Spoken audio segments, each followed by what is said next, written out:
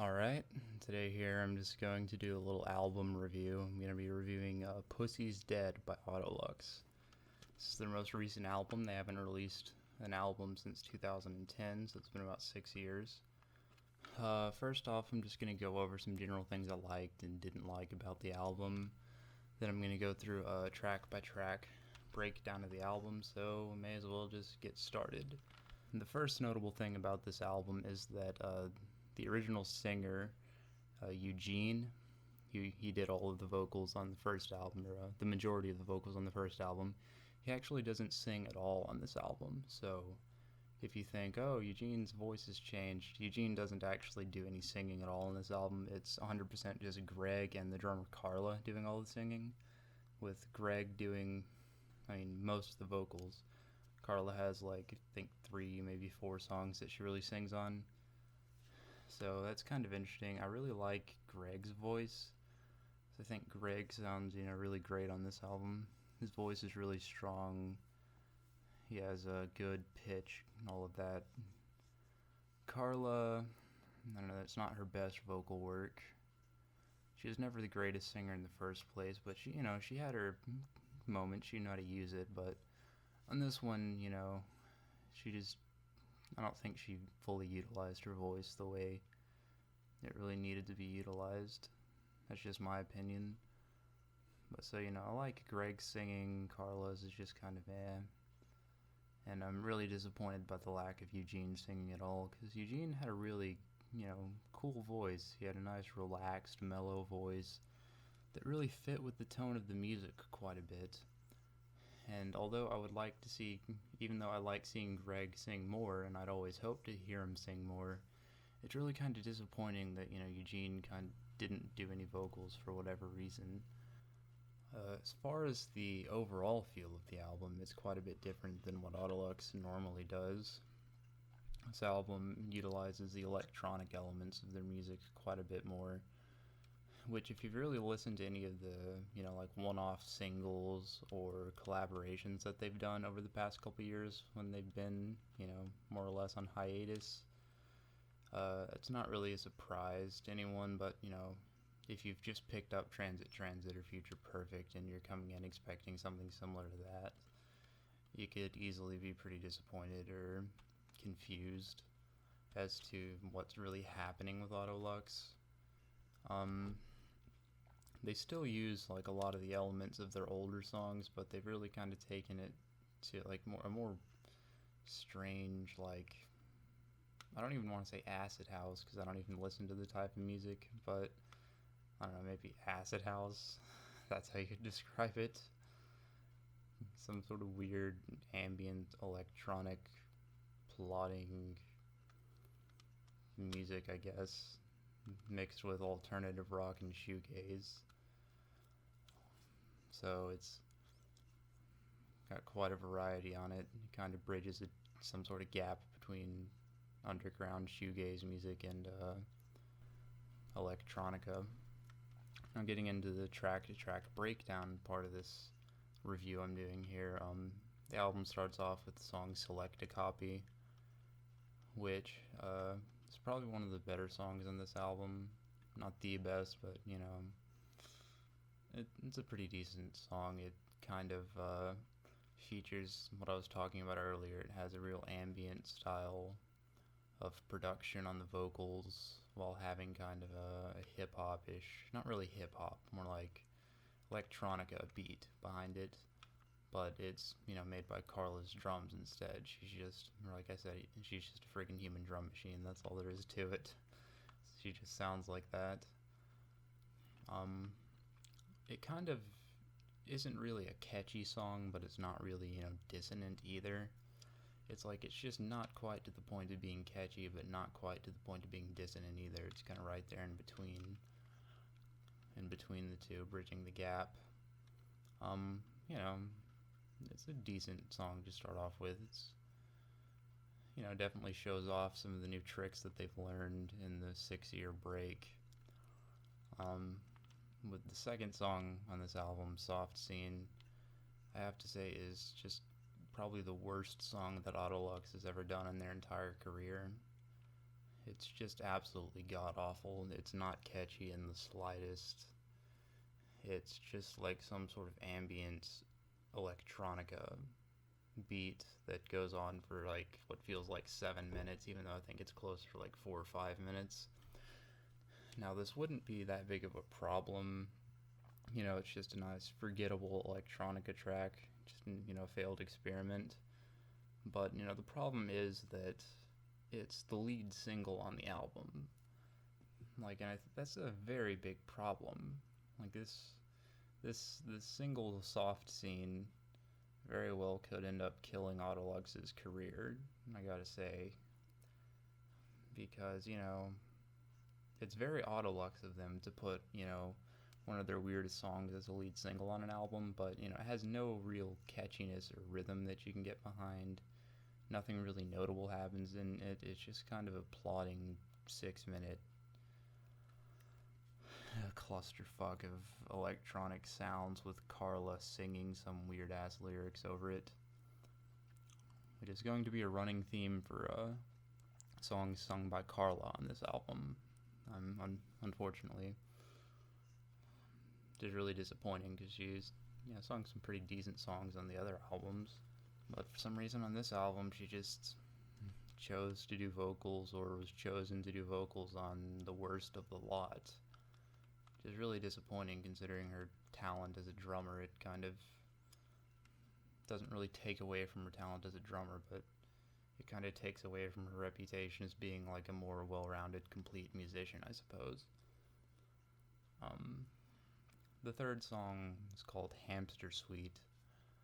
It's a Greg sung song. It's, it's kind of like it's really hard to describe. It starts out with no real beat behind it. Just kind of Greg singing while some strange noises are being made in the background. It eventually goes on into something that's, like slightly catchy, but kind of like spaced out and weird as well. But, it's in a better way than Soft Scene, though, because, the sounds are more enjoyable. just that. The song Junk for Code is just a weird ambient romp. That's the only way I can describe it. Just a weird ambient romp. If you're into weird ambient music, this is your thing. Weird ambient electronica, Junk for Code is for you. Unfortunately, it's one of the weaker songs on this album. Song number 5 is called Anonymous, which is a song that I can only describe as an evil electronic piano ballad. I mean, it sounds like something that you would hear in like some sort of disturbing psychological horror game where things, just kind of start out slightly out of place and then eventually descend into frigging madness. You don't really get to hear any sort of descent into madness in the song Anonymous, but it's an evil piano ballad. That's what it sounds like. Song number 6, Brainwasher. Carla finally gets to sing on a song that doesn't suck. It's a nice, catchy song. Much catchier than Soft Scene. Much better second single, I gotta say, than Soft Scene as well. Because it was released as the second single on the album. It's, kind of a groove, mid-paced groove song, I gotta say. Heavily led by, Eugene's bass guitar. He gets to break out some of the old school groove and kind of funk riffs for this one. Just pretty out of place for Autolux, but, they make it work. They make a weird groove song into something that's kind of disturbing and slightly evil as well. If you hear some of the counterpoints that Greg does on his guitar, to Eugene's bass, that is, counterpoints with his guitar lines to the bass lines. It's kind of working the opposite way that music normally does, with the bass being the counterpoint. Greg gets to use his effect pedals on this one. Carla's voice sounds pretty good, but not her best performance. Song number 7 is one of my personal favorites on this album. It's called Listen to the Order. It's kind of sort of like a dark anthem. That's the best way to describe it. A dark anthem type song. Once again, with Greg singing, it sounds really good. His voice does on this song. It really gets to show off his newfound vocal range, which, if you ever listen to some of Greg's singing back in the days when he was in a band called Lusk, his singing was pretty god-awful. It's improved quite a bit. Reappearing is more of like a segue than an actual song. Once again, featuring Carla singing. It's just kind of like, repeating the lines, "This is reappearing," or "We are reappearing," something along the lines of that, for about 2 or 3 minutes. Very ambient once again. This song is like truly ambient. There's no sort of underlying beat behind it. It just kind of just goes there and leaves. It goes right into the song "Change My Head," which is actually a re-record of a song called "Future Perfect" that actually wasn't even on the album called "Future Perfect." It was on the Demonstration EP. Well, they recorded 2 versions of it, one on the Demonstration EP, then one after the Demonstration EP. It's a nice second look at the song, I gotta say, because I really love the version with Eugene. I think it's pretty much perfect in every way, but like, it's really interesting to hear, Greg kind of, just let go and belt out some vocals, because you never usually get to hear him do that. He's normally more relaxed and in the background, but, it's a nice re-record, I gotta say. It does the other song justice with its, sort of clean polish put on it. It's been kind of buffed out from the roughness that you hear on the Future Perfect, or the pre-Future Perfect EPs and singles, unreleased demos. And the 10th song on this album is probably one of the strongest. It's called "Becker," which is a really good song. It's an acoustic guitar-led song. I believe, Greg is the one doing the guitar playing on this. It's a really creative guitar line. Like, I've never really thought that, like, I can say anytime I played guitar, I've never thought to play anything sort of even close to that. It's like a weird, like, walking type of guitar line, kind of like you'd expect on a bass guitar, but played on an acoustic guitar, and the song eventually gets some drums behind it and builds up, all of that, the big shebang. But it's probably like the most well-rounded song on the album. It feels like they're actually utilizing all of their tools that they have at their disposal, instead of, just being an electronic song or an ambient song or a guitar-driven song or whatever. It's a song they finally get to, let loose and do something on.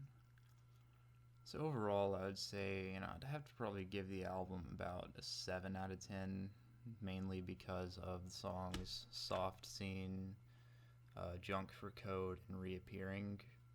Because the songs just really aren't that interesting at all. They're kind of just, throwaways. Like, I think they could have, maybe recorded 1 or 2 other songs. Maybe some of the other unrecorded songs that they have out there, because they do have a bunch more unrecorded songs that they play live all the time. The strong points in this album are, Greg's vocals, because Greg is just a great friggin' singer. It's really strong voice he's got going for him.